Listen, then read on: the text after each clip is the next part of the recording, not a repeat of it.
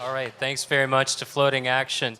We're convening our first panel, and we're going to suppose that we were king or queen for a day in the music industry.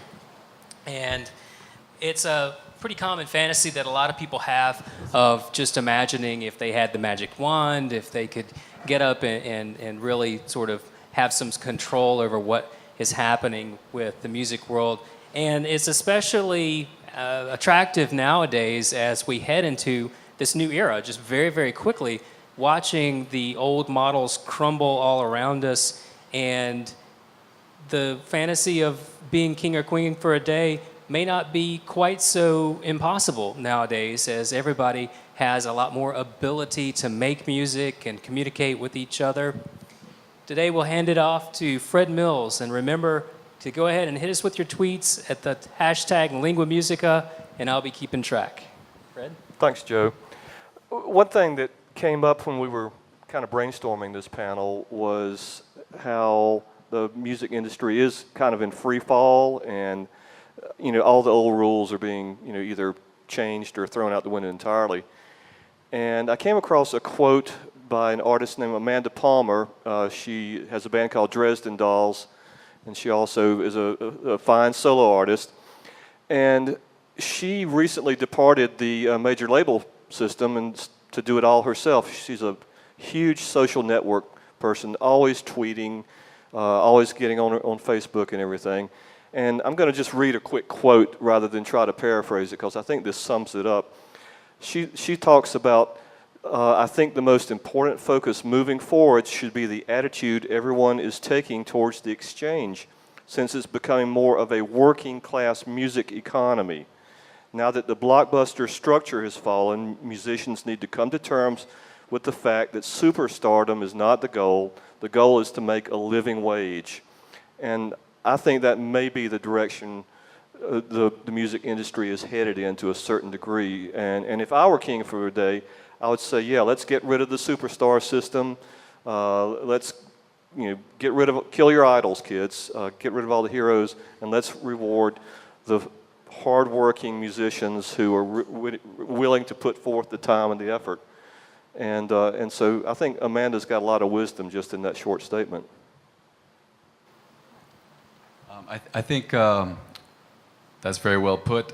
One thing that we have to change, I think it's very important that, I'm on these email lists for like all these radio, internet, musician things, and the CD Baby and the disc makers. They're sending you things about how to be successful in the business and all this stuff. And it's good for a certain thing, but I think one of the things that we have to change as our society is changing is our whole model, our whole way we make music and how we listen to music. I mean, right now we're at the end of like a post-Elvis phenomenon, I would say. Like from the 50s till now, when I was 16, I was playing with guys in the bands that were 60 years old and 80 years old.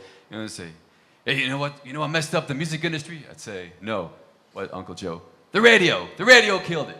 And what I understand what they're saying now, like many years later, is that like he said, people aren't supporting live acts and so on and so forth, but this whole superstar syndrome, really, it has to kind of change to a certain degree from the musicians themselves willing to play the music that they feel that they should play, not for some kind of commercial reason. We have to get out of this whole pop model, even the way we structure our songs sometimes. I see, I play with, I've done 150 recording sessions, most of them independent sessions, just maybe about a dozen of them on big record labels. And really, I see like sometimes songwriters contorting and conforming their song to fit this kind of model that they have an idea that they read about or idolized when they were kids. And meanwhile, if we could educate our young people how to listen, like all the different sounds that are around us and how that influences us. And because your average person who plays the guitar in their room, they sound a certain way. You put them on stage and they sound a whole different way because they're so super self-conscious about how they appear in their image, and we live in such an image-conscious world. I have 3 daughters. They're teenagers and younger, so I have a kind of my heart's in that a little bit.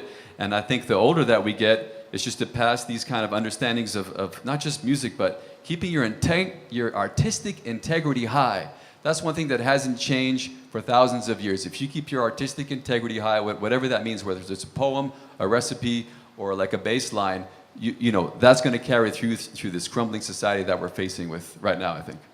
Oh, yeah, I think I'm from a world, yeah, that was wonderful. I think I'm from a world, too, where we respected our elders and we looked to the elders to learn. And of course, I'm in old-time music, but as a journalist, I've had more than 1,000 stories published about traditional music and about music in general and the arts.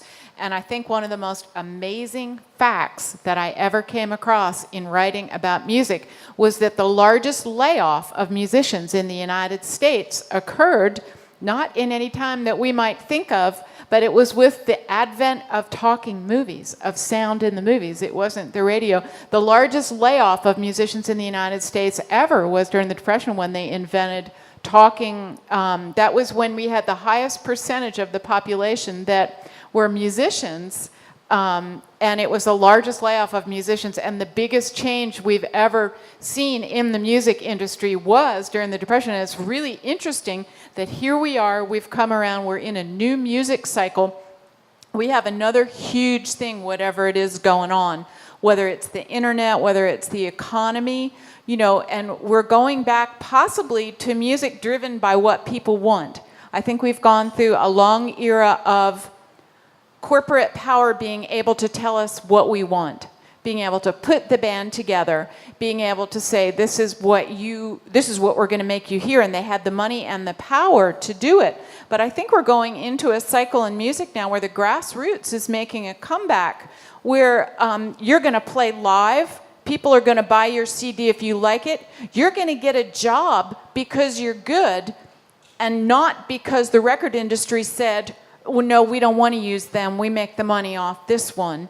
And I think that's a very powerful thing I see happening at the grassroots level in music, is that the people are getting to have some say again in music. Don't you think, Joe? Yeah, and that sort of ties into one of the Twitters that we've got, and saying that if I was queen for a day, I'd remove the money changers between the artist and the public.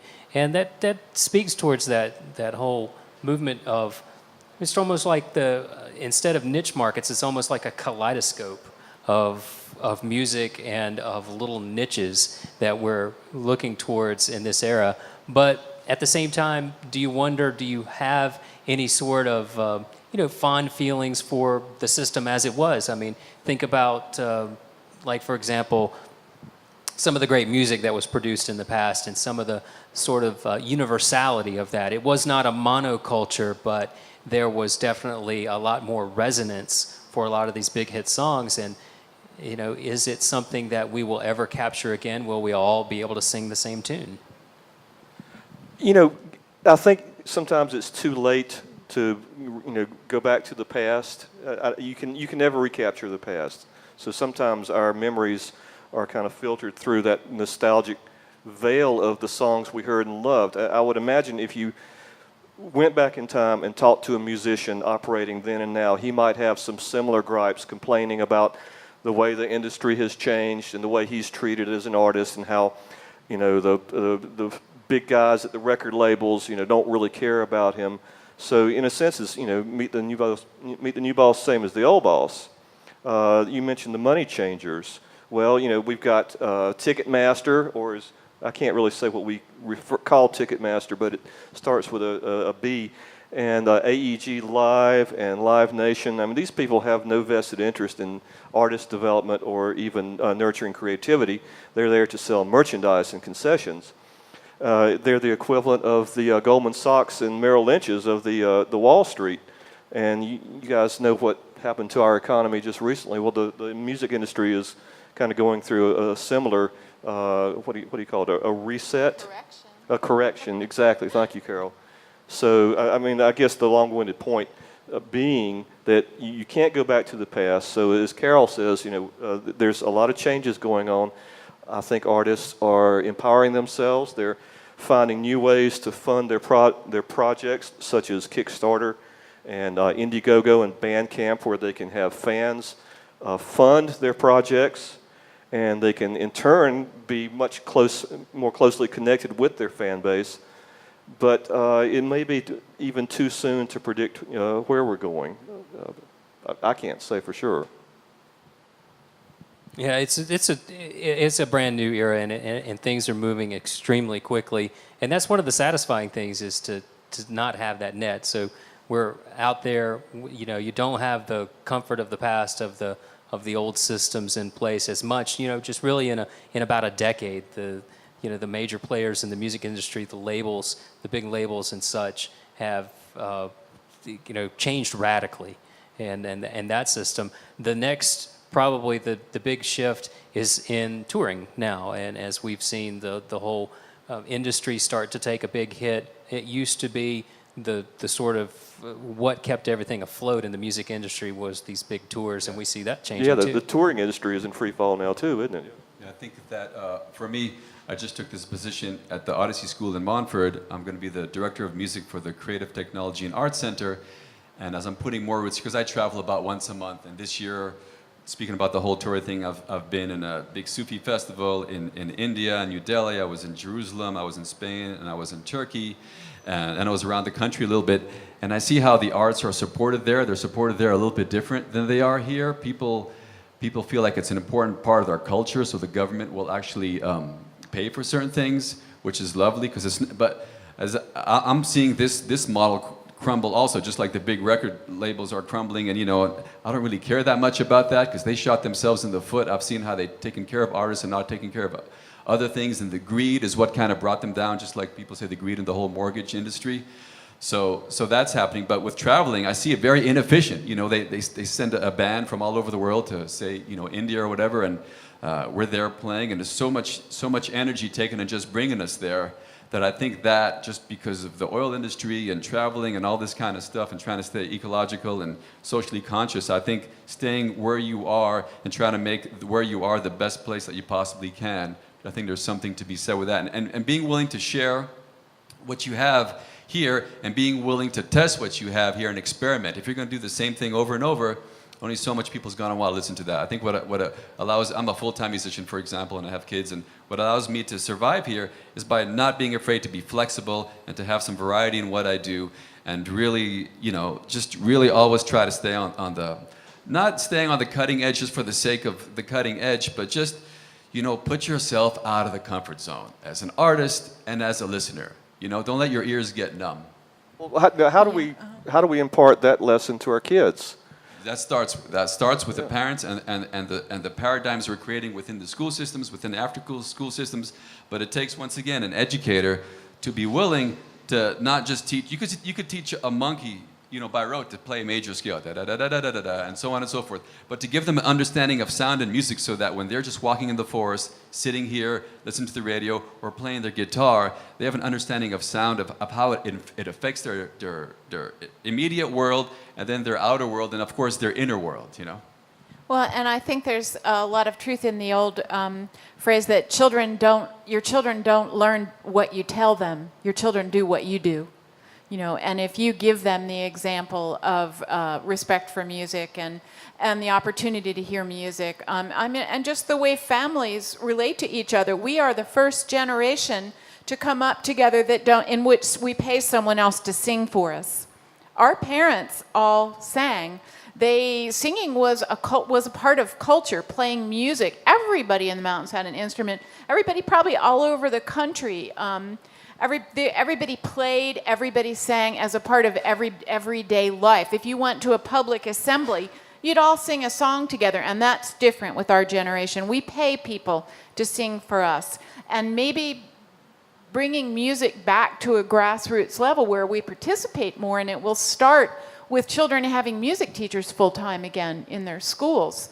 It's proven that music improves your ability to read. I was an elementary school music teacher I lasted 6 years, but it does improve your ability to read music. Just overall, I think that education and what we do is going to make a huge difference in our children's lives. Thanks very much, Carol. We're going to need to wrap it up on this subject, but stick around. We're going to have another song from Floating Action as we reconvene the next panel. Keep in mind, you can keep in touch with the conversation that's going on live here at the White Horse in Black Mountain by going online and going on Twitter and using the hashtag Lingua Musica. That's # Lingua Musica.